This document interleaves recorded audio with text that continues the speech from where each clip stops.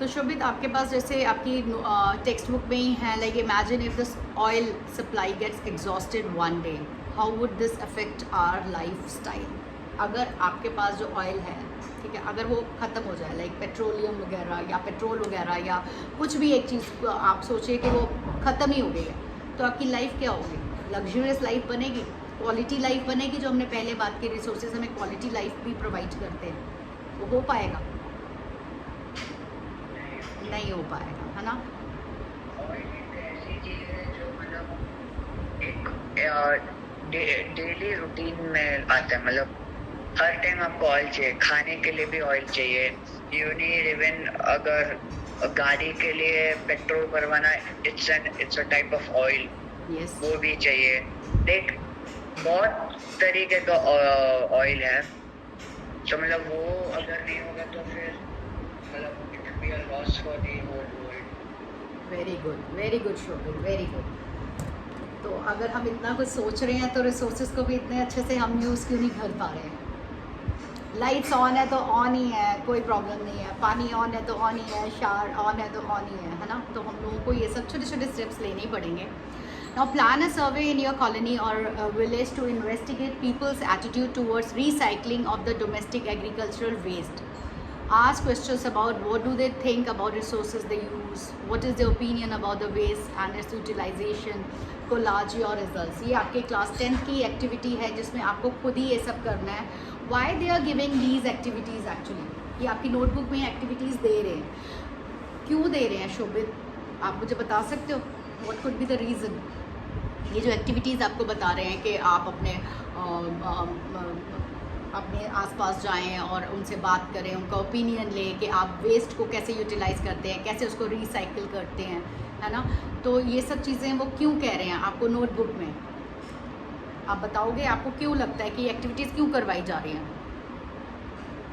First thing जो है वो है मतलब आपको ऑयल के बारे में, मतलब नॉट ओनली ऑयल, जो भी एक्टिविटीज है उस पर और थोड़ा नॉलेज मिलता है।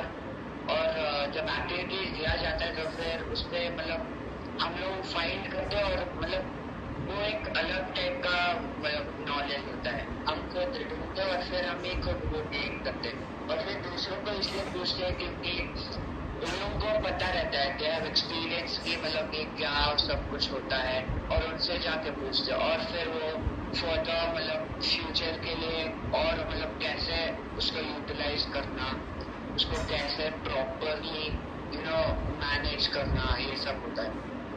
Very good Shobhit, very good. देखो अभी ये जो हमारी न्यू एजुकेशन पॉलिसी है, न्यू एजुकेशन पॉलिसी हमें क्या कहती है? ओनली क्रैमिंग नहीं चलेगी, अभी रट्टू तोता नहीं बनने का, है ना। अभी हमने जैसे आपने बोला कि अगर हम वहाँ पर जाएंगे तो हमें उनसे भी नॉलेज मिलेगी, एंड प्लस आप बोल रहे हो कि जब हम बेसिकली जब वो आपको ये एक्टिविटीज़ देंगे तो बेसिकली आप क्या करो, प्रैक्टिकली इन्वॉल्व हो रहे हो अपने इस रिसोर्सेज एंड डेवलपमेंट चैप्टर के अंदर। क्यों? क्योंकि आप सिर्फ आप पढ़ी नहीं हो what are the resources are such such such, these were the definitions actually we were doing in our time. हम अपने समय में सिर्फ डेफिनेशंस लर्न करते होते थे, ठीक है। बट आप आज प्रैक्टिकली आपको ये मौका दे रहा है न्यू एजुकेशन पॉलिसी जो 2020 की है, जिसमें इतने चेंजेस आए हैं कि हमें सिर्फ अपने जो कॉग्निटिव स्किल्स को सिर्फ इतना लिमिटेड नहीं रखना, हमें उसको अपना लाइफ स्किल्स में तब्दील करना है, तभी आप एक गुड सिटीज़न एंड एक रिस्पॉन्सिबल सिटीज़न बन पाओगे। ये चैप्टर सिर्फ आपको एक सिर्फ लेसन का ही काम नहीं करेगा, आपको गुड मार्क्स के लिए ही नहीं होगा। गुड मार्क्स तो ऑब्वियसली आपके 100 आउट ऑफ 100 आएंगे ही अगर आप पूजा में हमसे पढ़ोगे तो बट उसके अलावा आपको एक रिस्पॉन्सिबल सिटीज़न बनाएगा जो कि लाइफ स्किल है, और जो एक आपको ग्लोबल सिटीज़न बनने में भी, वर्ल्ड सिटीज़न बनने में भी, गुड सिटीज़न बनने में मदद करेगा। क्योंकि आप ये इनकलकेट कर जाओगे अपने अंदर कि हाँ जी हमें रिसोर्सेज को बहुत जुडिशियली यूज़ करना है, इनडिस्क्रिमिनेटली यूज़ नहीं करना। These are the 2 words which you have to apply in your answers. ये 2 कीवर्ड्स हैं, जुडिशियसली एंड इनडिस्क्रिमिनेटली। ये वर्ड आप यूज़ करेंगे, अंडरलाइन करेंगे, you will get good marks, क्योंकि आपको ये चीज़ें भी इम्पॉर्टेंट है। क्लियर है आपको?